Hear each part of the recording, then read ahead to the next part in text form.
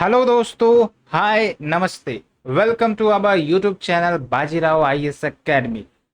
Today is 11th of September and we are going to discuss the daily Hindu newspaper analysis. So let's start with our discussion. The first important news is related to Morocco earthquake. You know that in Morocco, which is an African country, devastating earthquake caused more than 1,000 deaths. In fact, in Africa, earthquake is not such a big disaster, but the recent Morocco earthquake highlights how geographical phenomena, specifically related to interior of the earth, is changing. So we will understand why the Morocco earthquake caused. What are the reason behind that? Basically, the geographical region associated with it. So first of all, Morocco is an African country and आप यहाँ पर map में देख सकते हैं. It is located in northwest region of Africa. This is the location of Morocco, and in Morocco there is an important city, that is city of Marrakesh, and Marrakesh city is also famous for an agreement. Can you relate with that agreement in the comment section? And also when we talk about physical features, तो Atlas mountain यहाँ पर हमें देखने को मिलता है, and Atlas mountain पर UPSC ने भी क्वेश्चन पूछे हैं. ठीक है. So why the earthquake in Morocco? It is basically because the Morocco is located at intersection of two plates, two tectonic plates. Which are these two plates? The first one is your African plate, the second one is your Eurasian plate. So we will understand via animation how this plate works. In the given image you can understand that the African plate, here it is African plate, and this is the Eurasian plate. When the African plate which shifting towards north and Eurasian plate which is shifting towards south, they intersect, huge amount of seismic energy gets released in the form of earthquake on the earth crust, and this causes devastation, and we are seeing there is a loss of lives, there is loss of infrastructure, there is loss of other properties and the health of the country. This is the basic crux. Now you can understand with the animation how this plate is moving. I have brought you a video here, you can link to that. Just see the animation how the Africa separated from the South America, and now Africa is moving towards north and Eurasian plate is moving towards south, and this is causing the plate to intersect, and because of that there is a sudden release of energy, and that caused earthquake and loss of various infrastructure and people. So you understood. For the prelims point of view, just know where this Atlas mountain is located, where is the Marrakesh city located, and also the plate which is interacting here. I have told you all these concepts in detail. Now if you are liking our concept initiative, then please do like, share and subscribe, promote into your friend circle, so that we can help you more and more with sudden, with good initiative and programs in the coming times. So आज हमें दो important editorial discussion करने हैं the Hindu के. The first one is the remarkable achievement of G20's India's presidency, and सबसे बड़ी बात यह है कि जो ज्वाइंट डिक्लेरेशन निकला मेंबर कंट्रीज का, that is your new Delhi declaration. सबसे बड़ा अचीवमेंट तो यही है, बिकॉज जिस प्रकार से वर्ल्ड पोलराइज्ड है वेस्ट वर्सेस ईस्ट के बीच, as well as the disturbances between USA, China, India, Russia, तो काफी बड़ा डाउट था कि ज्वाइंट डिक्लेरेशन निकल पाएगा. तो that reflects India's success to the foreign diplomacy कि किस प्रकार से जो पोलराइजेशन है, जो डिस्टरबेंसेस चल रहे हैं वर्ल्ड में, उसमें भी एक प्रकार से ब्रिज का काम करता है भारत, और फिर कन्फ्लिक्ट को रिड्यूस करवाने का प्रयास करता है and global peace and security promote करने में काफी अहम योगदान निभा रहा है। तो first article will be related to this and the second article will be related to the disaster risk reduction. Because of the global warming, the disaster is getting heavier and heavier. We are seeing lot of bad news around the world, including India, and because of that there is a need कि हमें disaster risk reduction पर focus करना है, and Bharat ने इस पर leadership का काम किया है। Various initiatives like coalition for disaster resilience as well as the disaster management planning, all these demarcates India's achievement and progress towards reducing disaster risk reduction. तो इस आर्टिकल में यही बात की गई है कि भारत के इस प्रयास को कहीं ना कहीं ग्लोबल लेवल पर एक्सेप्ट करवाने की जरूरत है, ताकि बहुत सारे जो वल्नरेबल कंट्रीज हैं वो भी proper planning, early warning system को अडॉप्ट करे, और जो डेथ एंड नुकसान हो सकते हैं लोगों के या इंफ्रास्ट्रक्चर के, उसको कम किया जाए। यानी कि फोकस क्या रहेगा, एडेप्टेशन एंड मिटिगेशन। जब भी आप क्लाइमेट चेंज, ग्लोबल वार्मिंग का आंसर लिखेंगे, यू मस्ट इंश्योर कि उसमें adaptation and mitigation, early warning system, disaster preparedness, ये सब टर्म्स जरूर आने चाहिए, अदरवाइज आपका आंसर अधूरा रहेगा। So we have highlighted the basic articles of discussion. Now we have a question to answer for the UPSC mains related to the article that we will discuss today. The question is, discuss the recent measures initiated in disaster management by the government of India departing from the earlier reactive approach. Reactive approach मतलब क्या, जब disaster आएगा तब हम action लेंगे, लेकिन अब क्या है कि डिजास्टर से पहले हम एक्शन ले रहे हैं। कैसे एक्शन ले रहे हैं? Because of the early warning system that we have developed and that we analyse their data and try to minimise the disaster as much as possible. And the recent success you can say about the cyclone Vizoropai, which was occurred recently in the Arabian Sea, but this doesn't causes much loss to India's precious life. Otherwise there was very much news that any cyclone if arrived, loss of life was the key issue. But अब क्या हो रहा है, धीरे धीरे because of our a strong early warning system the loss are getting minimised. तो इस article में इसी बात पर चर्चा की गई है, आपको इस बात को आंसर में इंक्लूड करना चाहिए। Now you should attempt one prelims question that is associated with G20। तो 2020 में पूछा गया, 2022 में भी G20 पर क्वेश्चन पूछा गया, इनफैक्ट 2023 में भी पूछा गया है, एंड इनफैक्ट 2024 में भी पूछा जा सकता है। Why? Because India had a presidency in 2023 and it was a remarkable achievement and also the declaration that highlighted in this summit.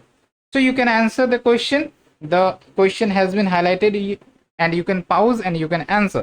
Simple question, but remember the member countries and also a new organization that has been added in the G20. मैं उससे भी discuss करने वाला हूँ। So start with our discussion. The first article, it is related to the G20 and it will be covered under GS paper 2. तो सबसे पहले हम बेसिक से शुरुआत करेंगे, क्योंकि आपका बेसिक्स पर पकड़ होना जरूरी है।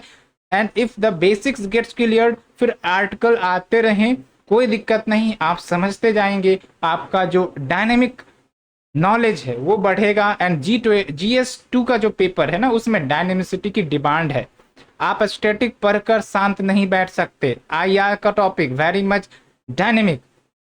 ओके, तो फिर हम बेसिक्स की शुरुआत करते हैं। First of all, when we talk about G20, it is a grouping of 19 countries and now 2 organisations. पहले क्या होता था, एक ऑर्गेनाइजेशन, कौन सा organisation? European Union, and 19 countries. अब क्या है, 19 countries +2 organization because African Union has been added now due to India's role.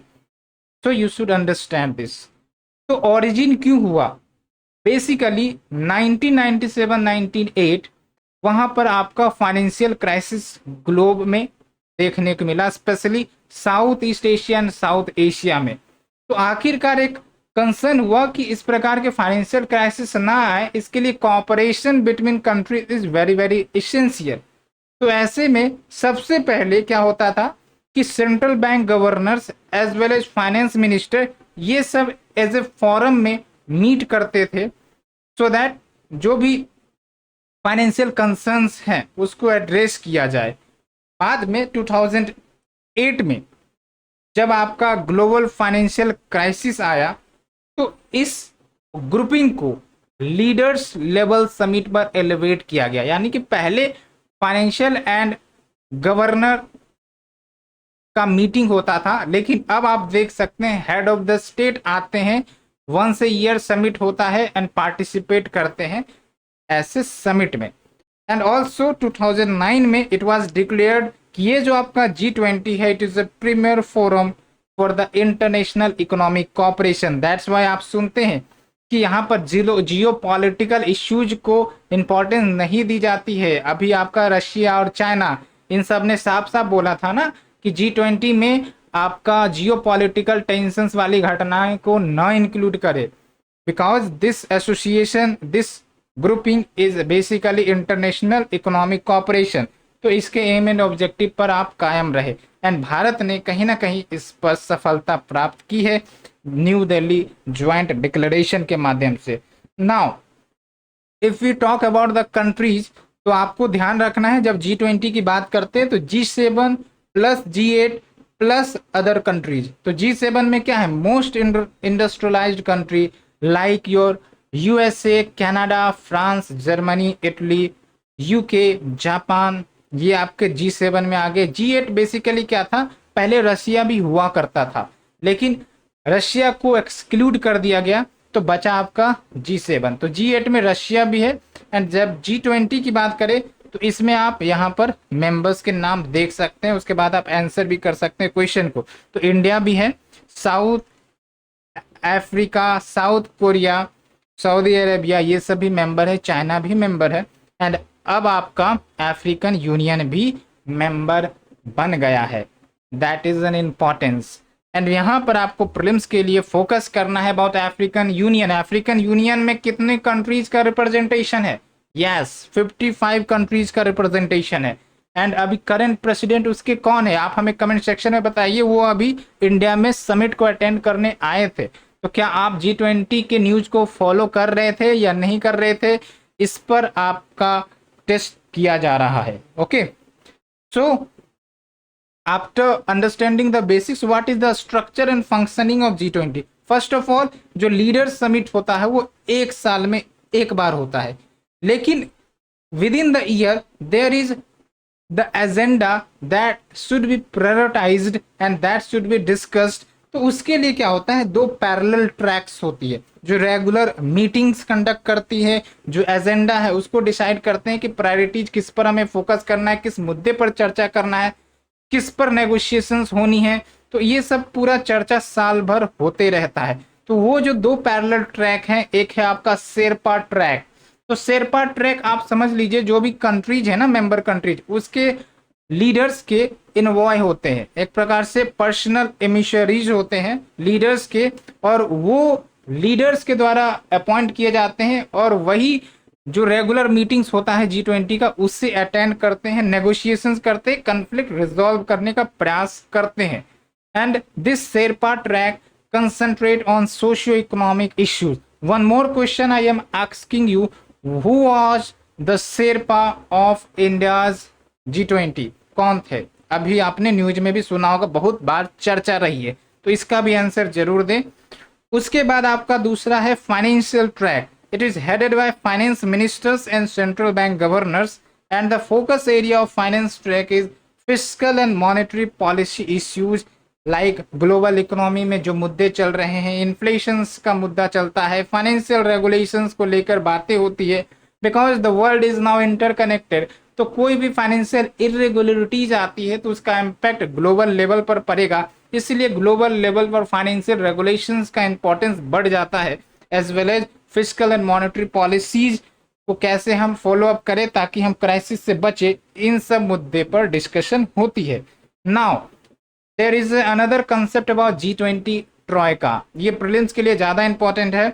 ये आपको श्योरिटी रखनी है कि अभी आपका G20 का there is no permanent secretariat. जैसे यूएन की बात करें तो यूएन का जो परमानेंट सेक्रेटेरिएट है, एससीओ का परमानेंट सेक्रेटेरिएट है, कहाँ है आप हमें कमेंट सेक्शन में बताइए। लेकिन G20 का परमानेंट सेक्रेटेरिएट नहीं है, ना ही G20 का कॉमन चार्टर है। यूएन चार्टर तो है लेकिन G20 का चार्टर नहीं है। तो आखिरकार प्रेसिडेंसी कैसे गवर्न होती है? तो year on year presidency rotate होती है बिटवीन द मेंबर कंट्री। जैसे अभी इंडिया में 2024 में ब्राजील को प्रेसिडेंसी दी गई है ना, 2025 में किसी दूसरे देश को दी जाएगी। तो ऐसे आपका प्रेसिडेंसी रोटेट करता है। And when we talk about troika, it represent the previous, current and the incoming presidency. तो आप हमें बताइए जो 2022 में समिट हुआ था वो कहाँ हुआ था? बिल्कुल बाली, एंड बाली डिक्लेरेशन निकल कर आई थी, आपको पता होगा। एंड इंडिया में अभी आपका न्यू दिल्ली डिक्लेरेशन आया है। ब्राजील में जिस सिटी में होगा उस सिटी के नाम से डिक्लेरेशन भी निकल कर आएगा, या फिर ब्राजील डिक्लेरेशन भी हो सकता है। That is the crux of this article. Now this forum is non binding, यानी कि जो भी एग्रीमेंट्स हुए, डिसीजन निकल कर आया, ऐसा नहीं है कि बाइंडिंग है। जैसे यूएन सिक्योरिटी काउंसिल के जो डिसीजन होते हैं वो बाइंडिंग होते हैं, लेकिन when we talk about G20 decision, they are non binding. ये डिपेंड करता है कंट्रीज के ऊपर कि उसे अच्छे तरीके से इंप्लीमेंट करते हैं या नहीं करते हैं। तो एक और क्लियरिटी मैंने आपको बताया। नाउ अब हम सबसे इंपॉर्टेंट बात बताएंगे, that is related to the G20 summit which was held in India, 2 day summit and the major highlight. सबसे पहला highlight, African Union granted G20 membership. याद रखना है अब G20 के बाद ये G21 हो सकता है ऑर्गेनाइजेशन। अभी कंफर्मिटी नहीं आई है लेकिन चांसेस है कि G21 इसको डिक्लेयर किया जाए।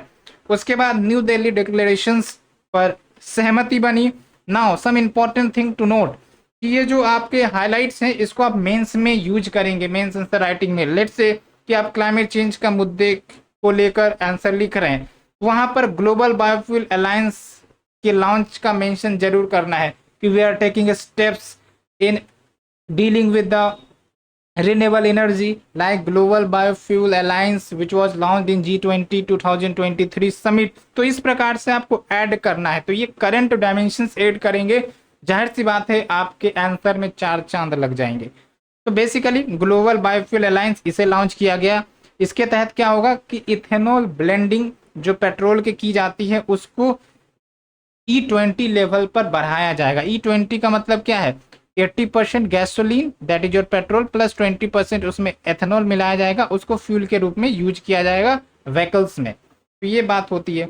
Now another important milestone, India middle east Europe economic corridor which is a massive rail and shipping connectivity projects। And also if you talk about another outcomes, WTO world trade organisation में reform करने की बात कही। आपको पता होना चाहिए कि जो वर्ल्ड ट्रेड ऑर्गेनाइजेशन का डिस्प्यूट एपिलेट ट्रिब्यूनल है वो काफ़ी समय से बंद पड़ा है, बिकॉज उसमें जजेस की जो एम्प्लॉयमेंट है वो नहीं हो रही है because of the blocked by the US. तो उसमें रिफॉर्म्स करने की बात की गई है। And another important for India's perspective that India highlighted its cultural heritage at the global level, like Konark sun temple. आपने देखा होगा जब वेलकम किए जा रहे थे मेहमानों को, तो कोणार्क सन टेम्पल का जो व्हील था उसके अलोंग फोटो खिंचाई जा रही थी, along with Nalanda university legacy, along with Chola का जो ब्रॉन्ज स्कल्पचर बड़े हाइट में दिखाया गया at the entrance point, that represent India's cultural heritage. And इससे होगा कैसे? टूरिज्म बढ़ सकता है। इससे जो ट्राइबल कम्युनिटी जो वेरियस प्रोडक्ट्स बनाती हैं, जो दिखाया गया G20 भारत मंडपम में, तो उससे आपका अट्रैक्शन बढ़ेगा। That is also significant milestone. Also global push for crypto asset policy and climate crisis से डील करने की बात की गई, ग्लोबल वार्मिंग से डील करने की बात करी गई, and that represents huge success to India's foreign diplomacy because in today's polarized world, in today's conflicted world, there is very much disturbances कि हम कोई कोलैबोरेशन नहीं कर पाए, लेकिन India's presidency signifies India is a balancer, कि वो dispute को बैलेंस करने में काफी अहम रोल निभा सकता है. That is the step towards leadership in the global world. That is basically the outcome. Now shifting our focus to second editorial discussion, that is related to GS paper 3. So when we talk about disaster is like an event जो havoc लेकर आता है ना. जैसे आप India की बात करें तो अभी मॉनसून का सेशन चल रहा है and there is many much disturbances and the images we are seeing कि बहुत सारे लोगों की मृत्यु हो जा रही है along with infrastructure loss we are seeing in the Himachal. Also G20 summit के बाद अब आपका next week SDG sustainable development goal summit New York में होने वाला है. न्यूयॉर्क कहाँ पर है? USA में. तो इसमें बात कही जाती है कि जो रिस्क डिजास्टर के कारण आ रहे हैं they are created faster than they are being reduced. कम नहीं हो रहा है, हम जो कम करने का प्रयास कर रहे हैं हमारा एक्शन काफी कम है as compare to the risk which are being created. And now it has become a trend not an exception. हर साल every year the disaster is coming and we are seeing just like a person. So headlines which are dominated by bad news like flooding in China we have seen already because of the recent cyclone which was occurred in the sea of China, along with destructive wildfires we are seeing in Europe and Hawaii जो कि आपका island है. And यहाँ पर hottest month of the year हमें देखने को मिला है. दैट रिप्रेजेंट्स कि डिजास्टर्स की पोटेंशियल काफ़ी बढ़ रही है. ठीक है. तो सबसे मोस्ट इम्पॉर्टेंट अगर हम आपसे क्वेश्चन पूछे what are the impacts and who the impact gets suffered, तो सबसे पहली बात यही है कि जो वल्नरेबल कंट्रीज है, developing countries, least develop countries, poorer countries, इनके पास रिसोर्सेस नहीं है, इनके पास टेक्नोलॉजी नहीं है, इनके पास एडेप्टेशन मिटिगेशन करने की क्षमता नहीं है. तो प्रभाव किस पर ज़्यादा है? वल्नरेबल कंट्रीज का. लेकिन सबसे कम कंट्रीब्यूशन डिजास्टर में, ग्लोबल वार्मिंग में किसने किया? वल्नरेबल कंट्रीज ने किया. लेकिन जब नुकसान की बात आती है तो फेस सबसे ज़्यादा कौन कर रहे हैं? ये वल्नरेबल कंट्रीज कर रहे हैं. इनफैक्ट आप देखिए 50 मोस्ट वल्नरेबल कंट्रीज फेस डेब्ट क्राइसिस एज वेल. पैसे की भी दिक्कत है. तो एक तो पॉवर्टी का सामना कर रहे हैं, माल न्यूट्रिशन की सामना कर रहे हैं, और दूसरी तरफ ये जो क्लाइमेट चेंज का इम्पैक्ट है that is a huge burden definitely. And also इसमें इंडिया भी शामिल है. इंडिया भले ही प्रयास काफ़ी ज़्यादा कर रहा है, हम देखेंगे प्रयास जो भारत के हैं और उसकी तारीफ भी की गई है, लेकिन ये बात भी सत्य है कि India is also world's most disaster prone country. कभी कभी आप वेस्टर्न घाट में जो लैंडस्लाइड होता है, हिमाचल में लैंडस्लाइड देख रहे हैं, साइक्लोन जैसी घटनाएं आती रहती है, फ्लडिंग जैसी घटनाएं आती रहती है, ड्राउट का भी सिचुएशन है. लगभग हम सारे डिजास्टर से घिरे हुए हैं, फिर भी हम अपने आप को साइन करवाते हैं. ठीक है. कैसे? With our unique approach, with our unique incentives, with our unique initiatives like early warning system. So all these we will discuss. So what is the solution to adaptation and mitigation? Adaptation and mitigation में अंतर है. देखिए, mitigation का मतलब क्या होता है? समस्या का पूरी तरीके से खात्मा कर देना.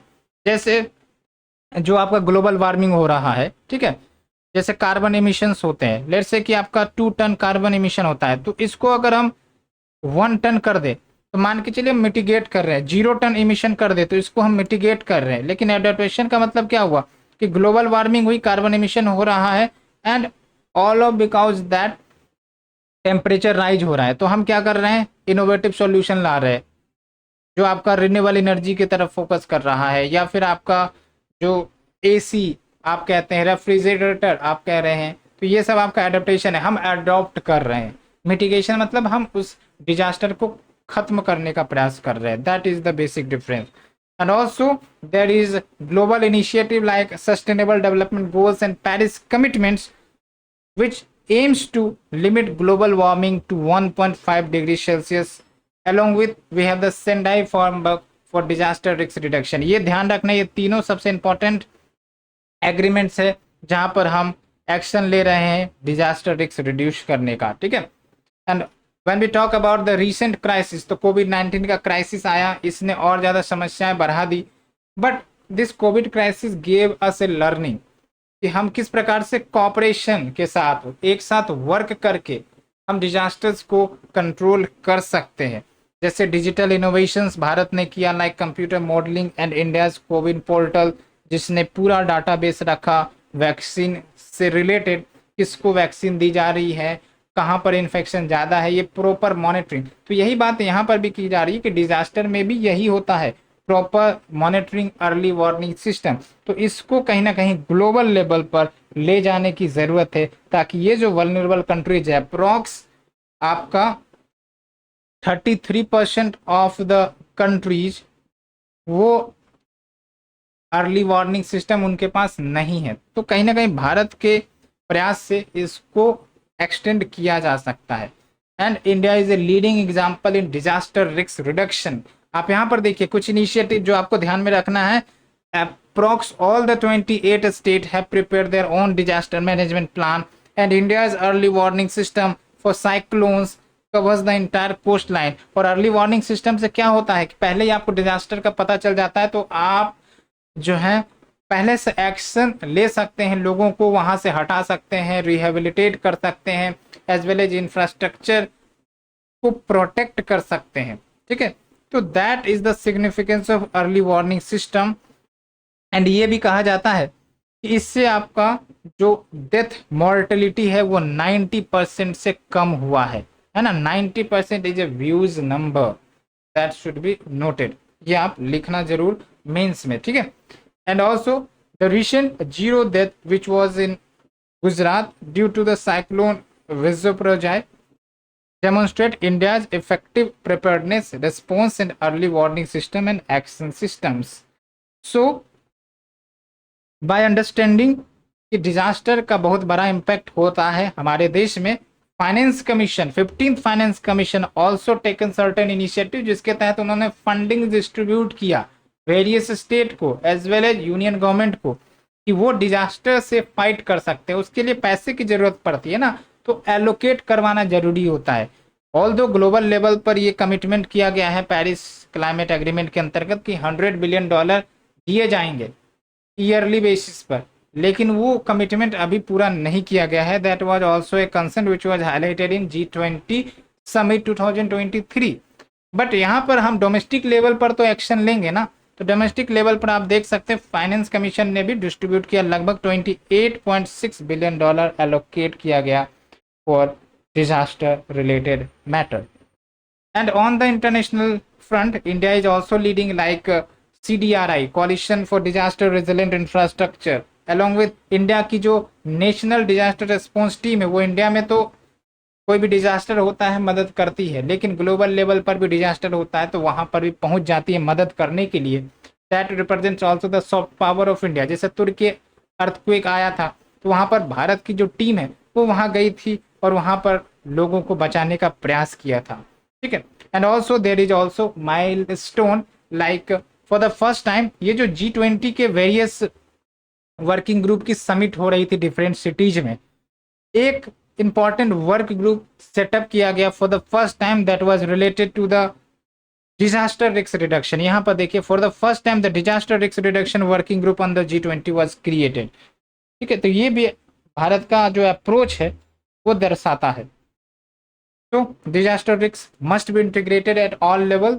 एंड जो अर्ली वार्निंग सिस्टम है वो लगभग जो भी वल्नरेबल कंट्रीज है कम से कम उसके पास तो एक्सटेंड हो। एक इंपॉर्टेंट डाटा की बात करें तो अगर हम 24 आवर अर्ली वार्निंग प्रोवाइड करते हैं, यानी कि डिजास्टर होने से ठीक 24 घंटे पहले अगर हमने कुछ अर्ली वार्निंग दे दिया तो लगभग आपका 30% डैमेज को हम रोक सकते हैं।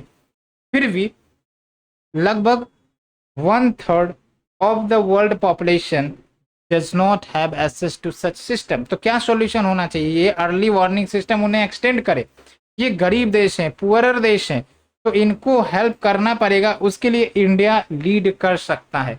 हम इंटरनेशनल कोऑपरेशन बढ़ा सकते हैं disaster prevention, response and recovery में, specifically for the global south. इस बार ग्लोबल साउथ पर काफी ज्यादा फोकस किया गया है। ठीक है, global south represent the group of countries in the southern hemisphere that are relatively less developed, that are poor and the vulnerable, and in fact African countries इसमें काफी सारे हैं। ठीक है, एंड ऑल्सो जो यूएन सेक्रेटरी जनरल है Antonio Guterres, उन्होंने कहा भी है कि एक्सट्रीम वेदर इवेंट्स तो आएंगे ही, विल हैपन, बट ये डेडली डिजास्टर ना हो। यानी कि हमें डिजास्टर रिस्क रिडक्शन पर काम करना है, हमें मिटिगेशन पर काम करना है, हमें एडेप्टेशन पर काम करना है।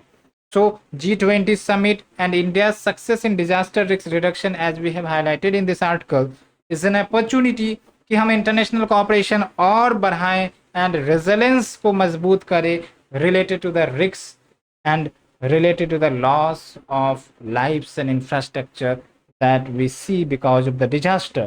सो फ्रेंड्स, आज के लिए इतना ही। Hope you enjoyed the article. हमने 3 इंपॉर्टेंट आर्टिकल डिस्कस किए। एक तो आपका मोरक्को अर्थक्वेक को लेकर, दूसरा आपका G20 उसके बेसिक्स को लेकर, तीसरा आपका disaster risk reduction and India's enhancing leadership in disaster risk reduction. So आज के लिए इतना ही। Thank you friends, thank you very much, we will meet again.